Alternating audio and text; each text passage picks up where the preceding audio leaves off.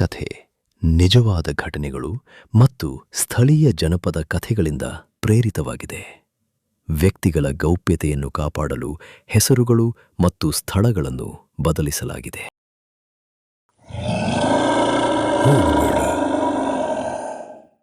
ಹೋದರೆ ಮತ್ತೆ ನನ್ನನ್ನೇ ಹುಡುಕೊಂಡು ಬರ್ತೀಯ.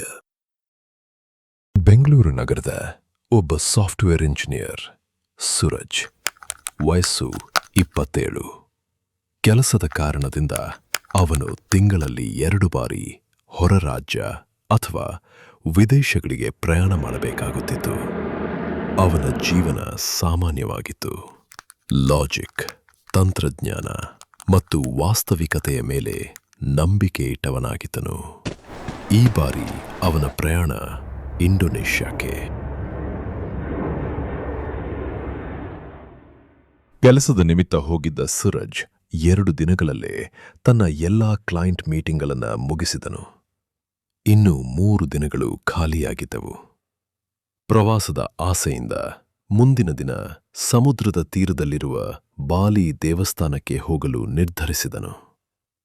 ಅದರ ನಂತರ ಜನರು ಭಯದಿಂದಲೇ ಮಾತನಾಡುವ ಡೆವಿಲ್ಸ್ ಐಲ್ಯಾಂಡ್ಗೆ ಹೋಗುವ ಯೋಜನೆ ಮಾಡಿಕೊಂಡನು.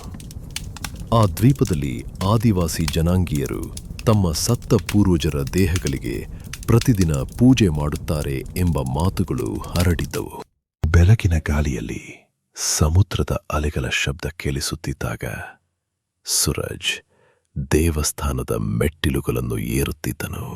ದೇವರ ದರ್ಶನ ಮಾಡಿಕೊಂಡು ಕೆಳಗೆ ಇಳಿಯುತ್ತಿದ್ದಾಗ ದಾರಿಯ ಬದಿಯಲ್ಲಿ ಕುಳಿತಿದ್ದ ಒಬ್ಬ ವೃದ್ಧ ಸಾಧು ಅವನ ಗಮನ ಸೆಳೆದನು.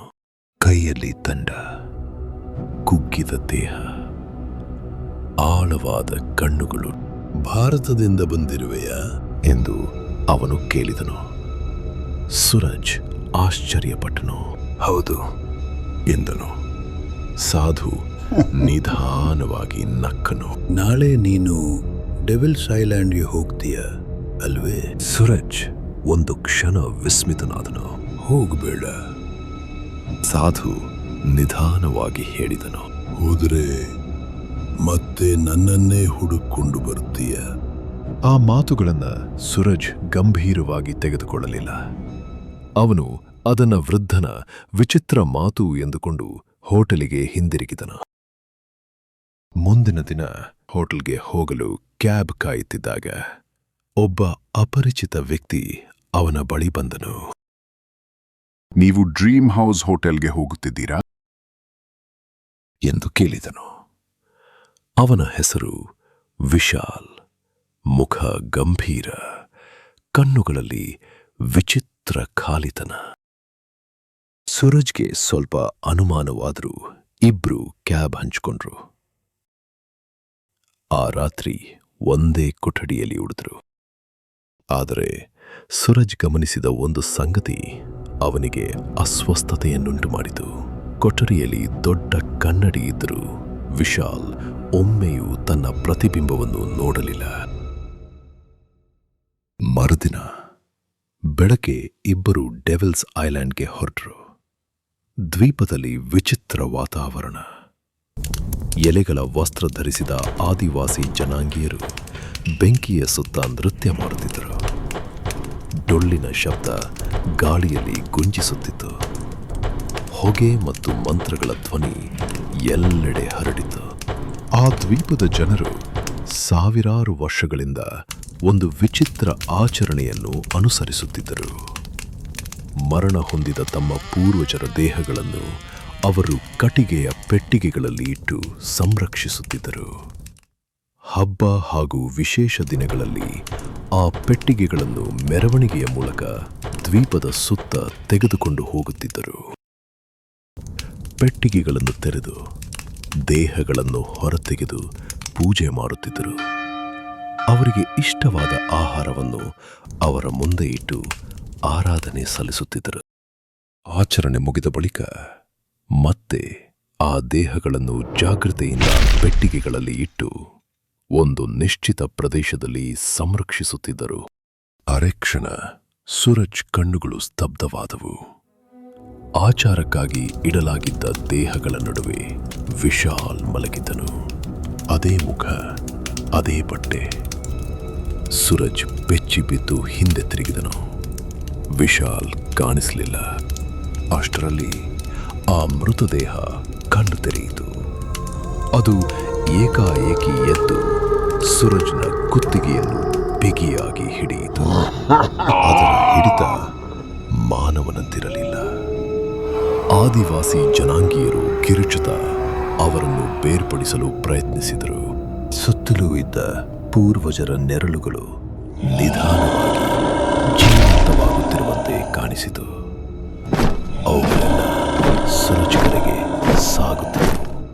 ಭಯದಿಂದ ಅವನು ಹೇಗೋ ತಪ್ಪಿಸಿಕೊಂಡು ಓಡಿದನು. ಅವನು ನೇರವಾಗಿ ದೇವಸ್ಥಾನದತ್ತ ಪ್ರಯಾಣ ಬೆಳೆಸಿದನು. ದೇವಸ್ಥಾನದ ಎದುರಿನಲ್ಲಿ ರಸ್ತೆಯ ಬದಿಯಲ್ಲಿ ಕುಳಿತಿದ್ದ ಅದೇ ಸಾಧುವಿನ ಬಳಿಗೆ ಬಂದು ಅಲ್ಲಿ ನಡೆದ ವಿಚಿತ್ರ ಘಟನೆಯನ್ನು ಹೇಳಿದನು. ನನ್ನ ಜೊತೆ ಇದ್ದ, ಆದರೆ ಅಲ್ಲಿ ಸತ್ತವನಾಗಿ ಕಂಡ ಎಂದು ನಡುಗುತ್ತಾ ಹೇಳಿದನು.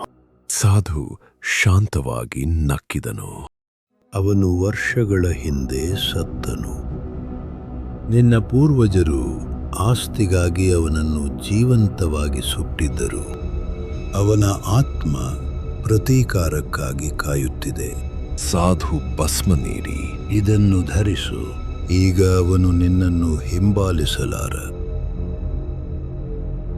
ಸೂರಜ್ ಭಾರತಕ್ಕೆ ಹಿಂದಿರುಗಿದನು. ಎಲ್ಲವೂ ಮುಗಿದಂತೆ ಅನಿಸಿತು. ಒಂದು ರಾತ್ರಿ ಅವನು ತನ್ನ ಬ್ಯಾಗ್ ತೆರೀತಿದ್ದಾಗ ಒಂದು ಹಳೆಯ ಫೋಟೋ ಸಿಕ್ತು. ಅದರಲ್ಲೊಂದು ಸುಟ್ಟ ಮನೆ.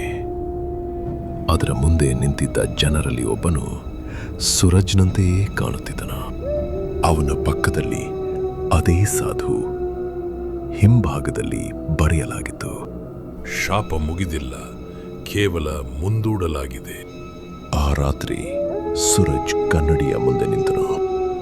ಅವನ ಪ್ರತಿಬಿಂಬ ಅವನತ್ತ ನೋಡುತ್ತಿತ್ತು. ಅವನು ಕಣ್ಣು ಮಿಟುಕಿಸಿದ. ಪ್ರತಿಬಿಂಬ ಕ್ಷಣದ ನಂತರ ಮಿಟುಕಿಸಿತು. ಆ ಕ್ಷಣದಲ್ಲಿ ಅವನ ಹಿಂದೆ ಮತ್ತೊಂದು ನೆರಳು ನಿಂತಿತ್ತು. ನಿಧಾನವಾಗಿ ಒಂದು ಧ್ವನಿ ಕೇಳಿಸ್ತು, ನಾನು ಇನ್ನೂ ಹೋಗಿಲ್ಲ.